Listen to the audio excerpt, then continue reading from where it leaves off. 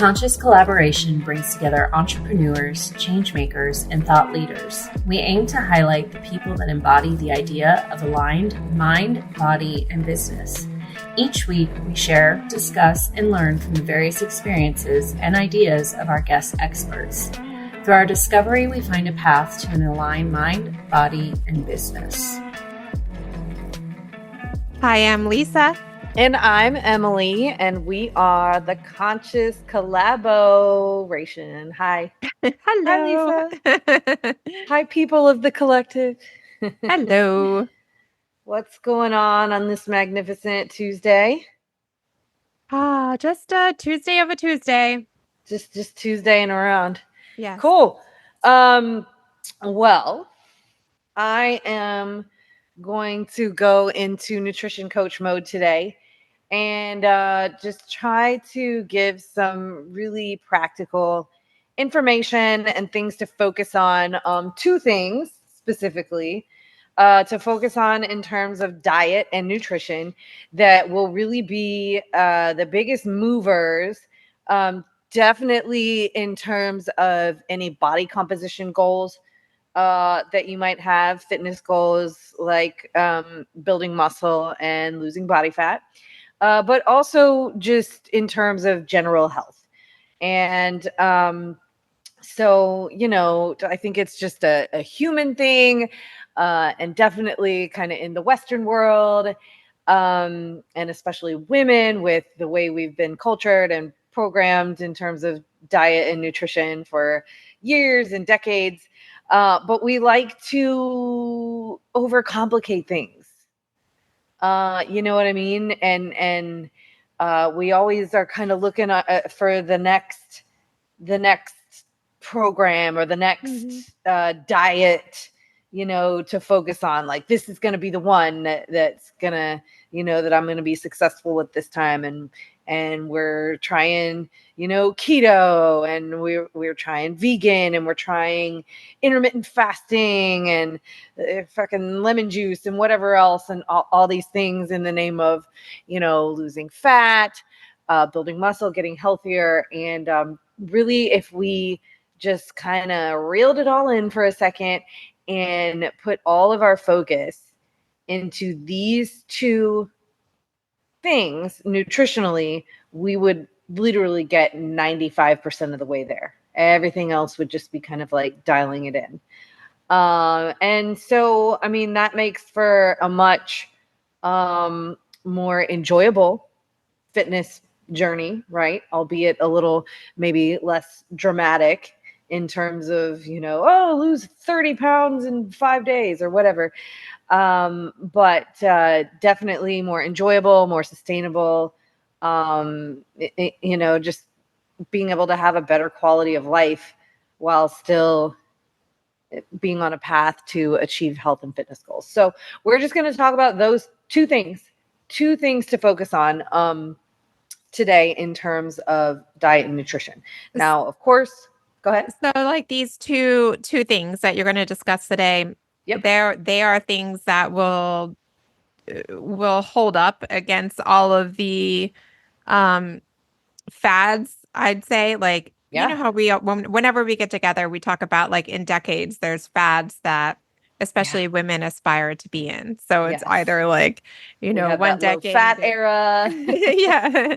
One decade, it's like, if I can be as close to a hanger as possible, that's ideal. And then immediately following that, it's how can I get the Kim Kardashian, like, hourglass shape? And then immediately following that is, I'm going to be as muscular as I can be. And then immediately following that, it's like the era of Ozempic, and it's just drop all the weight quickly and as fast as you can. So these two things will satisfy anybody's desire to want to be too complicated and manipulative of the things that, adding more stress to our lifestyle and trying to. No, they're crucial. In fact, if any of those things are true, well, except for the hanger thing, we just shouldn't, we shouldn't aspire to look like a hanger. Yeah. Really You know, creepy. if Really if creepy. you are naturally a more slim bodied person, you know, that's awesome. There's nothing wrong with that. But the whole heroin chic thing is just not a good look. But especially if you're going to use GLP-1, like Ozempic, semaglutide, whatever, especially if you're going to be doing one of those things, you need to follow these two interventions. And especially if you want to build muscle, which, by the way, if you want the Kim Kardashian hourglass figure outside of getting surgery, you do actually want to build muscle. That's how you get there, right? And you know, even kind of spanning out from the trends by decade, and even when you look at this in the context of like different countries, cultures, one factor in particular for women that most commonly is correlated with health and attractiveness is I forget the actual number, but the waist to hip ratio. Yeah, the ratio. So yes, for all those things to be good and healthy for you, yes, these two interventions are crucial. Like I said, especially in the context of Ozempic or a similar peptide, and we could do a whole probably episode about that. But and then, like I mentioned, also just in the context of being a healthy person, avoiding the things that you know, the standard American diet leads people to with their metabolic dysfunction, you know, diabetes, hypertension, stroke, heart disease, Alzheimer's, you know, all these things come right back to what we are putting in our bodies on a regular basis. Of course, the paradigm of exercise is very important, but we're going to put that, you know, somewhat to the side for this discussion, just to really hone in on, in tandem with your exercise, the dietary things to focus on. You can do this starting today. You can do this starting at your next meal. Yes, there is, you know, a learning curve involved, especially, you know, just depending on your level of basic nutritional knowledge, which, and this is okay, but you know, I want to be a part of trying to change this, which for the average person, their basic nutritional knowledge is pretty low. Mine certainly was until I sought it out, right? So and trying to learn about nutrition can be very overwhelming. So that's why I like to narrow it down to these few things, because we've already got enough to stress about, we've already got enough to focus on, and the last thing we need in our attempts to get really fit and healthy is additional stress is an enemy of the gut. Stress is an enemy of, you know, sleep. It's an enemy of fat loss, muscle building, all the things. So we don't want to stress ourselves out trying to be healthy. That's very counterproductive. So item number 1 is to get adequate protein and eat it first. Now, as simple as that intervention sounds and is, that doesn't mean it's easy, at least not at first. As you really commit to learning how to do this and putting effort into it, it will feel very challenging. But as you kind of figure it out over time, as with anything else, it will become very natural. And then it's just built into who you are eventually. So give yourself some grace at first. But so let's dig into this a little more. So protein, right? We're looking at sources like beef, eggs, chicken, fish, shrimp, pork. If you are plant-based, it's definitely possible to get adequate protein, but you have to try harder generally. And there can be a lot of trial and error because a lot of the plant-based protein sources in the amounts that you would need to eat to get adequate protein can be really hard on the digestion, like, beans, lentils, that kind of thing. Where if you're eating enough beans to actually get your protein from that one source, like that, I mean, that's tough. So if you're plant-based, you can look at, different soy-based variants like tofu, tempeh, seitan are some big ones. There's a new, well, it's not new, but it's new to me. I just learned about TVP, and it's escaping me right now what that stands for. But then legumes can provide you with some extra protein. Quinoa. There are some vegetables that have some protein in it, but again, the amounts that you would have to eat them in to get all of your protein from these certain vegetables is pretty challenging to do. But you can get, protein from like pea-based sources, hemp-based sources. So you do definitely have some options there as a plant-based person. You just kind of have to try a little bit harder. Dairy, if you tolerate dairy well. Greek yogurt is actually a favorite source for me because in the process of making real Greek yogurt, you like a lot of the lactose is removed. So I don't know if that's the reason or if it's because of the probiotics in Greek yogurt. But for me, where I have a harder time eating other types of dairy, Greek yogurt actually feels really, really good on my digestion. So those are just some options as far as sources go. Of course, you can use a protein supplement like a powder, and then you start to sort of get into the bars and treats element of it, which I think is okay to some degree. But as we'll get into more with the second intervention, we really want to have the majority of our protein come from whole food sources. So using the protein supplements really as more of a supplement, as opposed to kind of like your main source of protein, just having a bunch of protein shakes in a day or protein type treats. So those are some ideas for sources. And of course, to get some variety within that, practicing different ways of preparing them and seasoning them. And yeah. So why this huge focus on protein is, there's many reasons.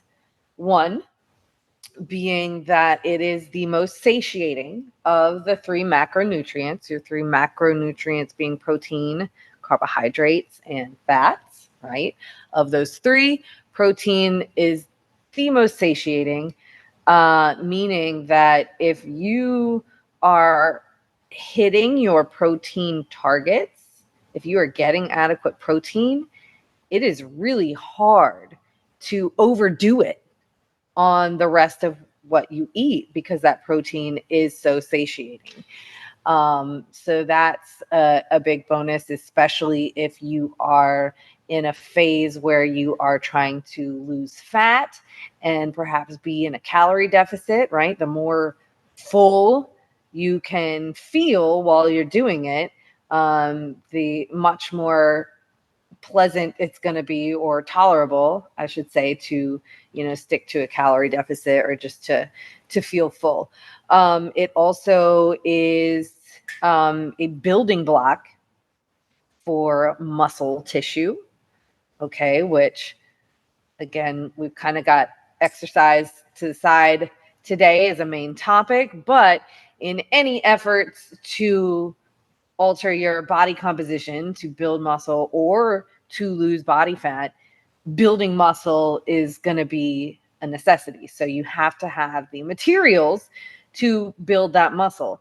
But it's not only the material to build muscle, but hair, skin, nails, like wound healing, right? This is protein.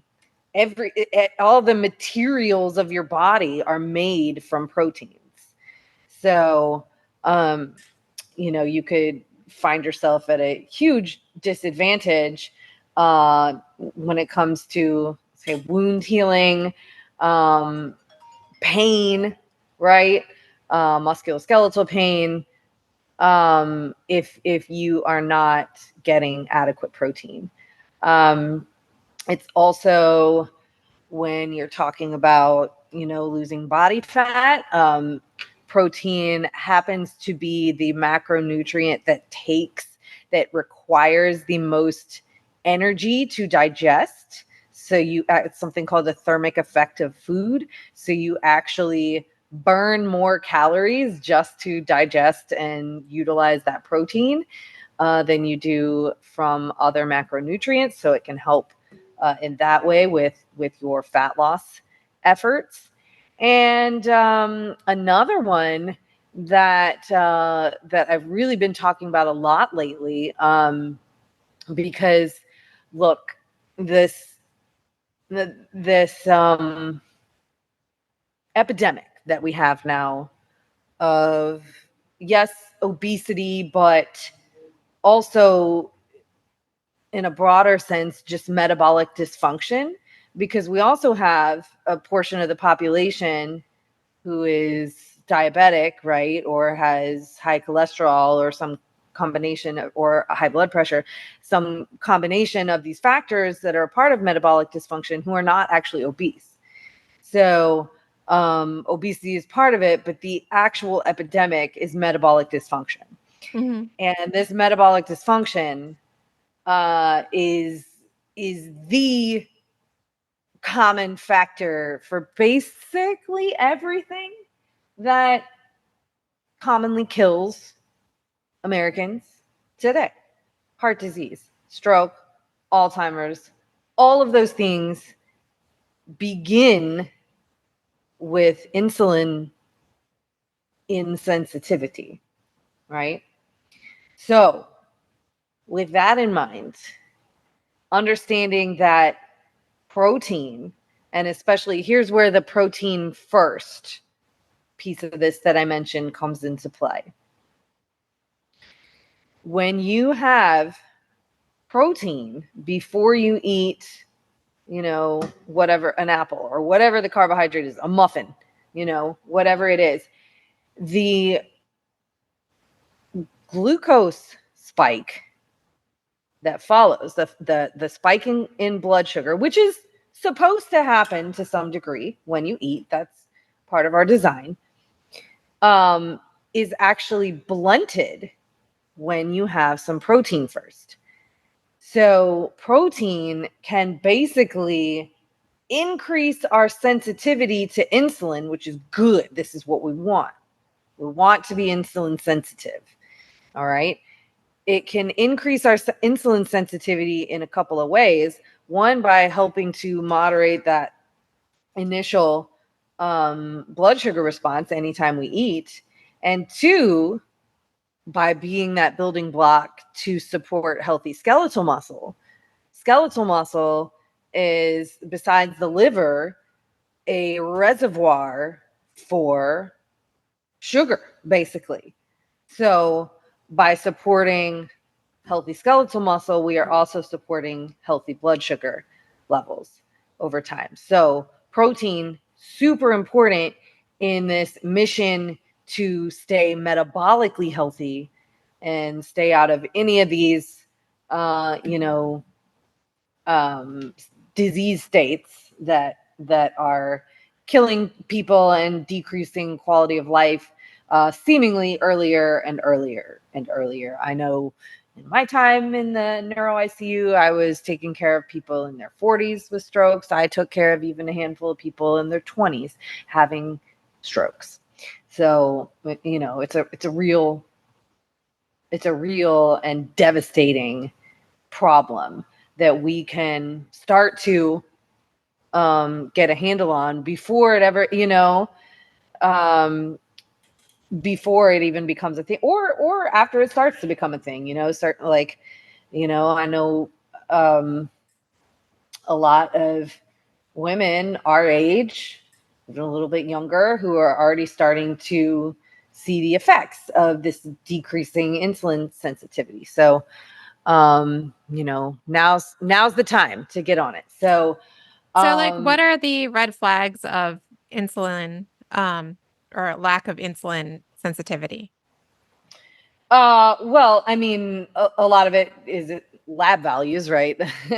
But if you're putting on more belly fat than usual, if you're hungry all the time, because another thing that happens with the more dramatic blood sugar spikes is you will get a subsequent dip, right? And if it's dramatically below your kind of midline, then you feel like shit. But you can also get like, really hardcore cravings, right? That's kind of why if we have, you can even tell this sometimes when you have a day of eating like, higher in refined carbohydrates, right? Or maybe, you were drinking or whatever. And you can feel it in your cravings. You kind of just want to eat more and more and more, even if you're, eating a lot of calories, right? You kind of eat the thing, you eat the carby thing, and then you feel just absolutely stuffed to the brim. And then a little while later, you have an energy crash and you're starving, right? And so we kind of can find ourselves in this cycle. It can manifest in a lot of ways, because it can result in systemic inflammation as well, which just can manifest in all types of different ways. So, but you can basically assume, especially if your diet is high in ultra processed foods, if you have never put a focus on protein, on fiber, on whole natural foods, you're very likely, as you start to age, to be decreasing your insulin sensitivity. But the only way, to see for sure is to see your lab results, and of course, talk to a doctor, right? the only time I've ever really done any type of deep dive metabolic blood lab results was when, well, of course, like, I think both of us were advanced maternal age having our kids, right? So they, that was actually kind of cool, because that was like the most science I've ever done on my insulin levels, blood, everything. I think, there that's something I wouldn't have done like on my own to do that deep dive of blood work and the insulin and testing and all that type of thing. It was really kind of actually cool to follow for 10 months to follow along the line of how is my body reacting to hormones and sugar and fasting and Yeah. that I type of hated thing. that test. I think, and for what it's worth, I think there's a lot of flaws in the way they do it during pregnancy. But I mean, we are finding more and more, like, okay, so childhood diabetes, right, is now a thing that was never, well, okay, I'm not talking about type 1 or juvenile diabetes, right, which is more of an autoimmune thing. It's you're lacking insulin production altogether. That starts in childhood. But type 2 diabetes, which used to be called adult onset diabetes because kids just didn't get it, Yeah, is right. now affecting to a great degree our kids. Right. And this is obviously not a good thing. And a lot of that does, obviously begin right? In the womb, and what's happening with the mom and what she's consuming. And so in a lot of ways we're setting our kids up for disaster before they're even on this earth. So this is really something that I feel strongly is a responsibility as a parent to learn the basic. You don't have to go get a degree in nutrition to understand the fundamental elements that will make you a healthier person, and then your child or children as well, because it's completely like lifestyle mediated. Yes, there are genetic tendencies and elements, but if you're nourishing yourself the right way, you're not going to be obese, right? If you're hitting the big movers, you're not just going to be obese or be metabolically dysfunctional in spite of doing the right things. Okay, we're not. And we can absolutely, in a lot of cases, like reverse the cycles by getting our nutrition dialed in properly. So protein, eat it first, right? To get that blood sugar moderation and to get that satiating effect, so that whatever you eat after that, you're just way less likely to overdo it, and it's easy to self-regulate without sort of thinking about it too much. You don't want to stuff yourself when you've hit your protein target. So and I'll just leave that piece with how much protein should you be eating in a day. The easiest, it's a spectrum, it's a range, but the easiest way to just give yourself a protein target is to say, okay, about 1 gram per pound of target body weight per day.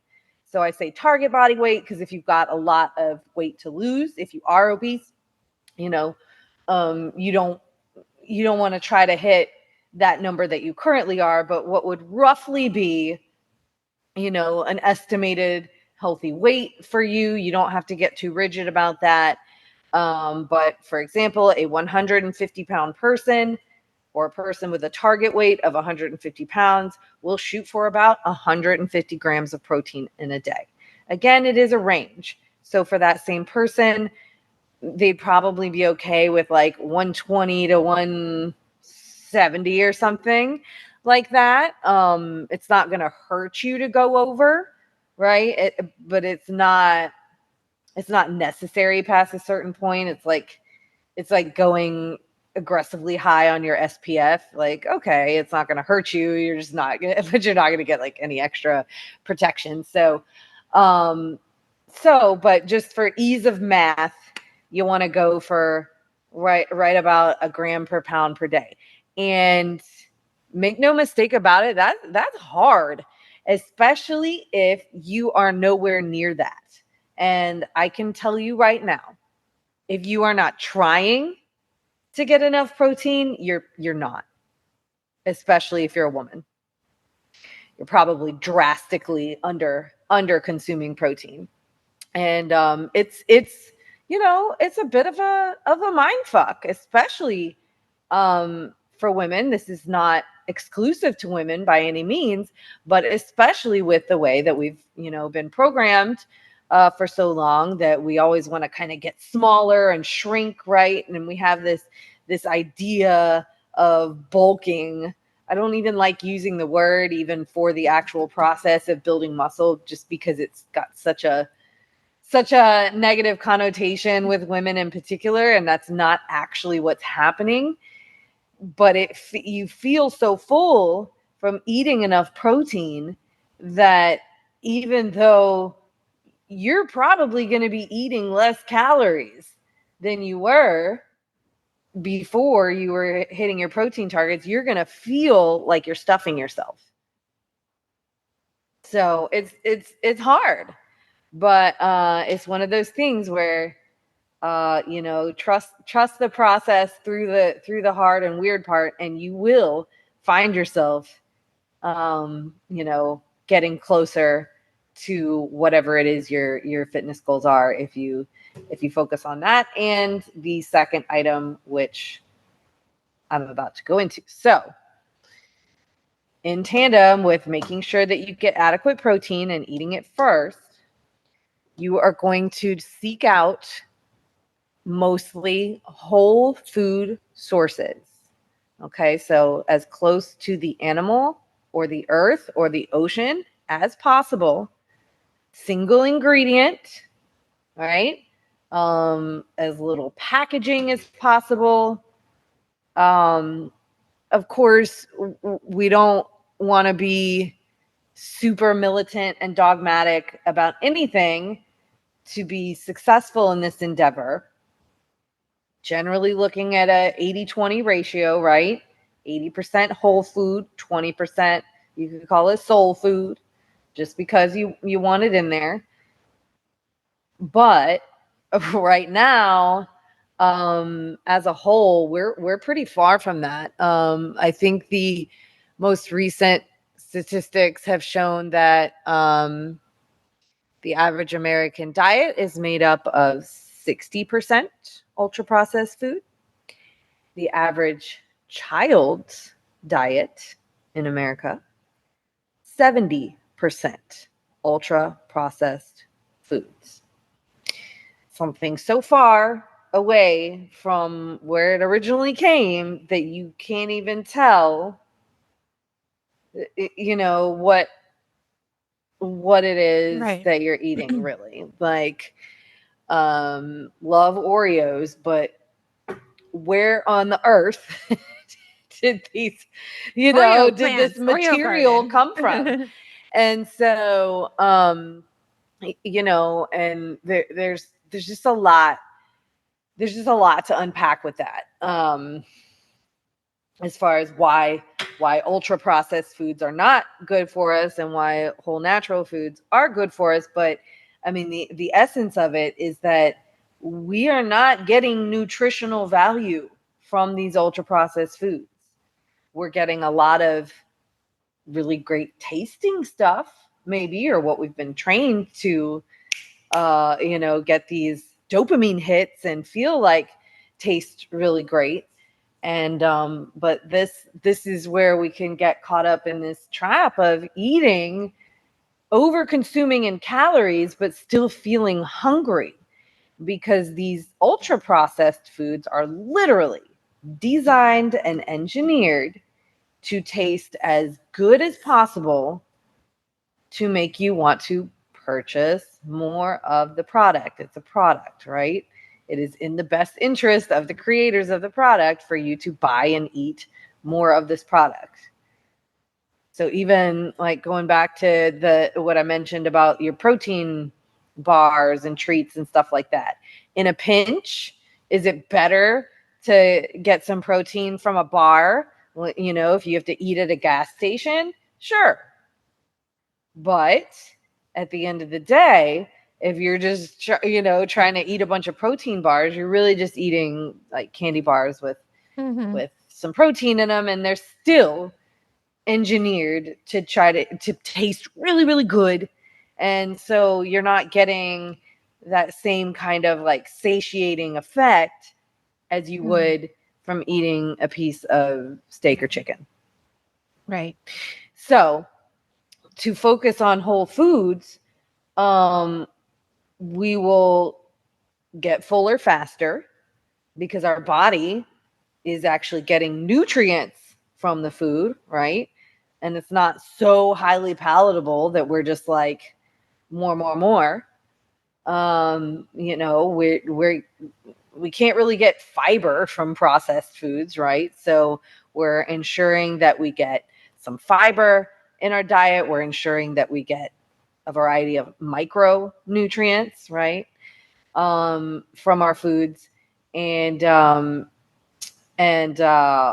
yeah, we're really just rounding things out in a way that is not restrictive, but will absolutely get us closer to our goals. Okay. And here's the thing. So as a nutrition coach, the most precise way to get somebody from point A to point B, body composition wise, is to track calories, macros, right? Track, weigh your food, all these things. That is the most precise and accurate way to know what's going on and to get us from point A to point B by far. However, there's a good amount of people, a lot of people that I work with specifically who are, for one reason or another, it is just not appropriate for them to track and weigh food in that type of way. It may be triggering for, dysfunctional relationship with food kind of thing. It may just be that it's so stressful for the person that they just won't do it, right? And it's nothing. If you're not going to do it, it's not going to help you. So, and it's always something you can add on later. But just for the general population who just wants to, focus on a couple of things that are going to move the needle in the biggest way and really make the biggest difference as far as body composition and general health. We don't have to look at the tracking and the weighing at all, except for tracking, generally speaking, your protein, just making sure that you're getting adequate amounts of it. Otherwise, all you got to worry about is not what I shouldn't have, not what I can't have. That's not good with our psychology for long-term sustainability to restrict, right? It perpetuates a bingy response at some point, and or just giving up entirely, right? So we want to look at, okay, what do I need? What do I need to add to my diet? And then by adding those things, you will naturally avoid the over consuming and avoid when you're eating mostly whole foods and then you have something that's ultra processed. It's like aggressive at that point, like if you go a long time without having any kind of sweet, like processed sweet, for example, candy or whatever, and then you have some, you're like, if you mostly are used to eating fruit and, even natural sugars like maple syrup and stuff like that, and you all of a sudden have this like these Oreos or whatever, it's like aggressive. And so it's much easier to avoid and eat in moderation these foods that should be in very, very moderation or rare at all if you're focusing on the protein and the whole foods. Yeah, I agree. Very good. I think, and you're saying this applies to men and women. Oh, yeah. Yeah. And children. Yes. And children. Dogs. I think Everybody. This is like, for most of our listeners are entrepreneurs and thought leaders, change makers. But we're all susceptible to that like groupthink behavior. And as a lot of people are returning back to the office and that corporate culture, they're going into the office more often. And it's kind of dismal from what I'm hearing, people returning back to the office. It's like they're bringing donuts and baked goods and things that bring them comfort at home. So I wonder, how to be an example in that situation so that you're not trying to reward yourself, in that day-to-day experience. Well, I mean, again, like the best practice would be to meal prep, right? But in real life, especially if you're an entrepreneur or whether you're going into the office or whatever, we got a lot of shit to do. So it's hard for the average person to prep every meal. My biggest strategy is to at least batch cook protein. Okay. Batch cook protein and embrace the frozen section. Okay. You batch cook protein. My favorite methods are crock pot because it's literally set it and forget it. I will throw some chicken in there, some pink salt and other seasonings. Let it go. Boom, boom, boom. You got this beautiful, like shredded, texture. And it's just easy. It's very versatile. You can do salads, tacos. You can eat it by itself, whatever. You can put different flavors and, barbecue sauce or marinara, or, you can use different things, make it very versatile. So crock pot, air fryer, okay, is great and delicious. And I think the superior way to cook a lot of things now that I have an air fryer. Don't sleep on steak in the air fryer, by the way. It is amazing. Sounds weird. It's amazing. It's kind of like a reverse sear. Anyway, air fryer, just simple like pan roasting can be really great. Throw a bunch of chicken thighs or whatever it is, a roast of some sort, a beef or a pork roast in the pan. And that's pretty easy to do. And I love a cast iron skillet too. I do a lot of like ground beef, ground turkey, just in the cast iron skillet. It really doesn't take long. And so having batch cooked protein already ready to go, there's no excuses. You know what I mean? I'm a big fan of frozen vegetables. Okay. On the hierarchy of perfect eating, is it better to have fresh vegetables than frozen? Sure. But if you're talking about, okay, how do I make this quick and easy to bring to work? Frozen green beans are 99 cents at Aldi. Okay. I can throw it in the microwave, grab my batch cook protein, put it in a container with the green beans and maybe some rice or potatoes or whatever it is in the morning, and easy peasy. Whole foods, protein forward lunch.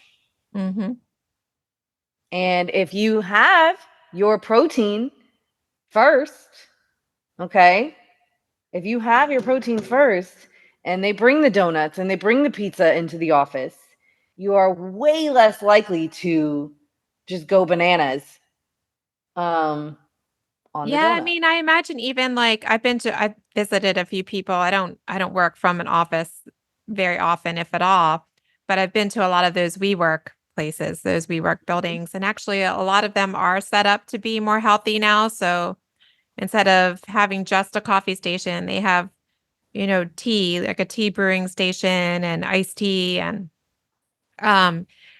a smaller setup to cook. But I imagine even just, having a crock pot, which is like low voltage, you could have, cooking instead of bringing in the cakes and donuts all the time. Yeah. Well, look, some level of preparation and planning is going to be required. And you can really, being that this is like our responsibility, even if you're not a parent, it really is, as I view it, like a responsibility and a civic duty to understand nutrition basics and to be a healthy person, because if you are not, then you will be a drag on the system at some point, right? So I believe this is a responsibility. So if we can't currently find an hour or two in a week to devote to prepping some protein and getting some vegetables ready,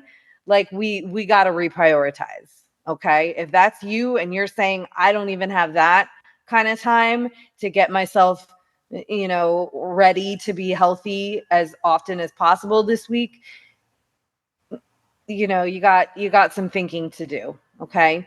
And then this sets us up like, for success, even in situations where we have to travel, or we're not in control of our cooking environment. When we understand how to put these meals together consistently, it's easier to just naturally make good choices when we do travel, when we do have to eat out, or even if we're being served something in someone else's home, that's home cooked. We can still use this strategy of seeking out the protein first, okay, and then just trying to put together the meal from as whole of foods as possible. And then, of course, because we are not perfect beings, if we're doing this most of the time, 80% of the time, when we do want to go out to eat, when we do want to go have a home cooked meal that, doesn't fit these parameters, it's going to be way less. Like we're more robust. We're healthier. We can process it better. And it's not going to just feel like it sticks to us, like it sticks to our belly, or, because we will have set the stage to where that's fine, and we don't have to be rigid all the time. So that it's just that piece is big for some people. Some people just don't prepare their own food, and if you have fitness goals and you have health goals,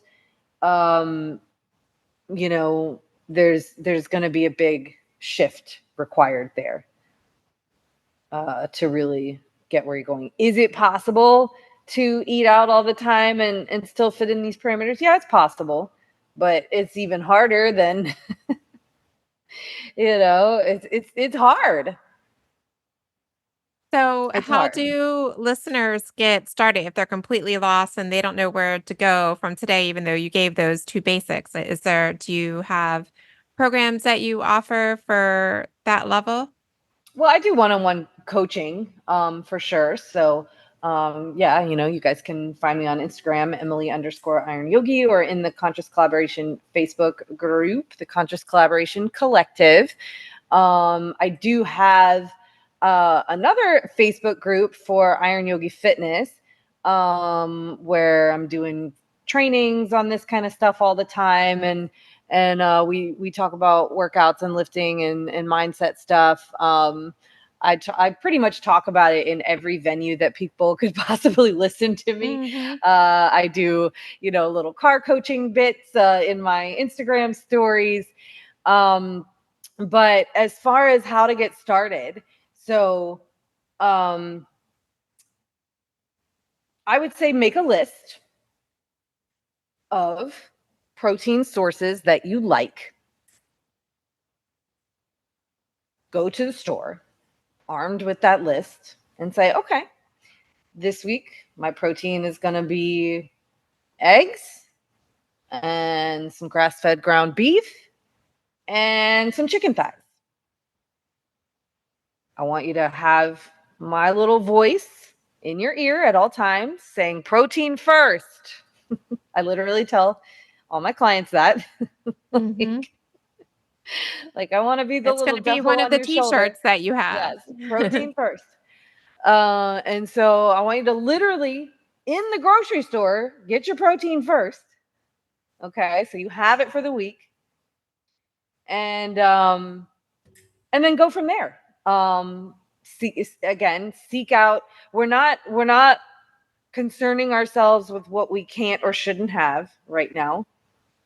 We're concerning ourselves with making sure that we get our protein and get it first and get enough.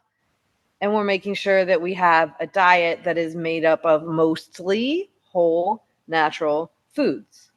So once you can check off those two things, you know, that's a good place to start. And then, okay, so here's a good little kind of memory trick in terms of portions. Okay, you can remember palm, fist, thumb. Palm is for your protein. Okay, so make sure that you're getting a nice hefty, at least palm size serving with every meal. If you're having a leaner protein like a chicken breast or something of that nature, you can even veer more towards the 2 palm serving size. Okay. Fist is for carbohydrates. Again, ideally from a whole food source. Potatoes are amazing. Sweet potatoes, rice, those are my favorite kind of carb sources. Quinoa is good. You get a little extra protein with it. There's some protein pastas that are made from lentils that, again, this will be a carb source, but it'll give you some extra protein too. So that's always good. So fist size serving of that. And something that we do tend to do as Americans is kind of like double and triple up on the carbs, right? We have a sandwich with fries. So you have these 2 big pieces of bread and you have, probably more than a fist size version of fries, right? So we kind of try to veer away from this doubling and tripling up on the carbs thing. But that doesn't mean we have to go low carb, right? We don't need to confuse that. This is just appropriate carbohydrates and the appropriate types, right? We're going to try to veer more towards the whole food sources, fruit, that kind of thing, and farther away from the more refined sources, like your breads and pastas and everything like that. And thumb is for healthy fats. So that could be, I'm a huge fan of olive oil and grass-fed butter. Avocados are a great option. Nuts and seeds, that kind of thing. Just a little side note here. Yes, peanut butter has protein in it. No, it's not a great main source of protein. In most cases, you kind of end up overdoing it on the calories if you're trying to get your protein from the nut butter kind of thing. But that said, peanut butter is a great source of healthy fats to include in your diet, as long as you be cool about it and stay within a reasonable serving size, right? So very cool. Palm, fist, thumb, protein first, mostly whole foods, and you're cruising. Yeah. You'll curtail a lot of issues that you may be having just by doing those things. Again, it's going to take some practice. It's going to take a little bit of learning curve. With some people, it's, especially because, okay, let me add this on there too. And this goes with protein first, but really emphasize that first meal of the day. When I start to work with my clients, that's the first place we start, is meal one. And, practicing getting at least 30 grams of protein in that first meal. And I find that a lot of people have a hard time with that at first, because they've kind of created this cycle wherein they're not eating early in the day, and then maybe they're, getting caught up at work or whatever, or maybe they're intentionally doing it and they really aren't eating much, maybe a little bit of grazing during the day, a little bit of snacking, whatever. But then at the end of the day, we're just going bananas. We're hungry, we're exhausted, and it all kinds of goes out the window. So if you're in a cycle that's similar to that, it can feel really, really hard to eat in the morning, especially something that protein forward. But what I've noticed in my experience is that it really only takes, maybe a handful of days to a week or so of just really intentionally getting that high protein meal first thing before that cycle starts to shift, before the cravings start to decrease, and then we're not hitting these somewhere along the kind of binge spectrum or overdoing it at night cycles anymore. Mm-hmm. Very cool. And you recommend people to use trackers? Not necessarily. At this stage, just know the math of the protein and your serving size. Right. The idea here for me is to really simplify. The more simple that we can make these interventions, the more likely that people are to stick with them, and that it's going to actually make an impact on the health of our population, right? So that's why I'm like, these two things, just focus on that. Don't worry about anything else nutrition wise, and watch and feel the difference, because you will. It will have downstream effects on energy, on mood, gut health, like all the things. Very cool. So, will you welcome some questions or comments inside of the Conscious Collaboration Collective in Facebook? Always. Yeah. And then I guess everyone can be directed from there where they should go if they need more help. But yeah, for sure. But cool. I'm always here for conversations, answering questions and stuff like that. Yeah. Very good. Well, I'm so lucky and blessed that you're my trainer. So I get to hear it all the time. And yes, she does say protein first, like every day, all day. Protein first and squeeze your butt. Right. Probably my most uttered phrases. That's her good morning text. So that's legit.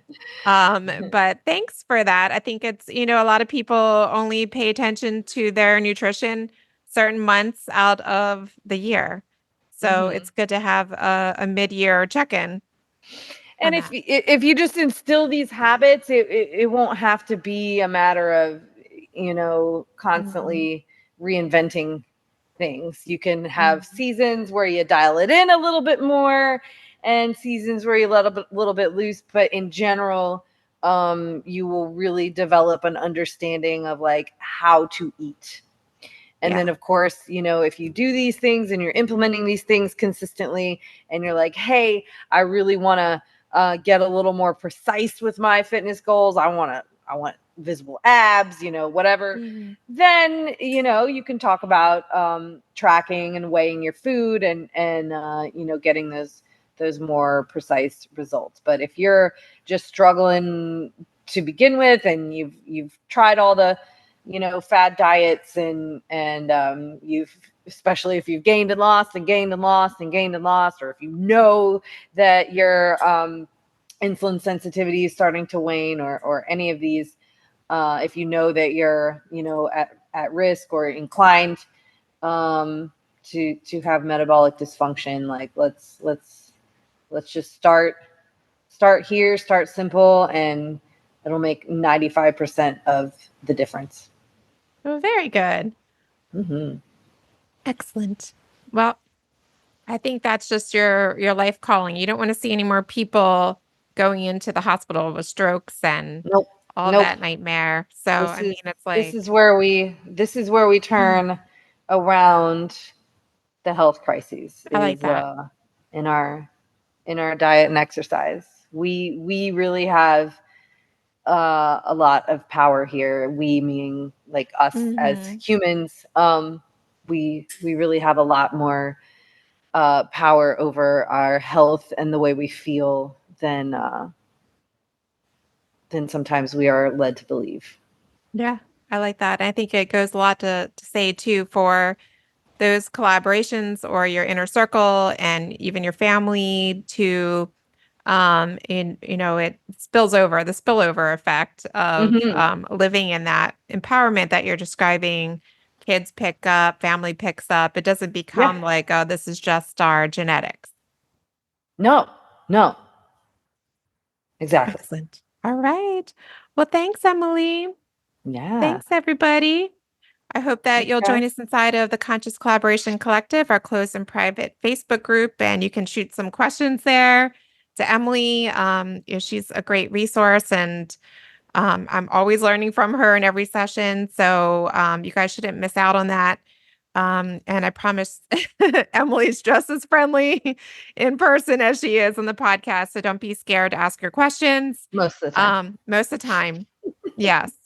And we appreciate you guys reaching out. You can find us on Instagram as well too, or shoot us an email. You can find our contact information in the description. Thank you each for subscribing, liking, and sharing with your friends. And we'll talk to you in 5. Talk to you in 5. Eat your protein. Bye. Thank y'all so much for listening to our podcast. If you haven't yet, please be sure to subscribe, rate, review, and share with all your friends so they can join our circle of collaboration on this journey. You can find us on Instagram at Conscious Collaboration Podcast, on Spotify, iTunes, and Audible, to name a few. Please join us next time for another deep dive into how you can live life in more alignment, mind, body, and business. Send us your questions and comments in our DMs or email us at consciouscollaborationpodcast@gmail.com. See you in 5 minutes.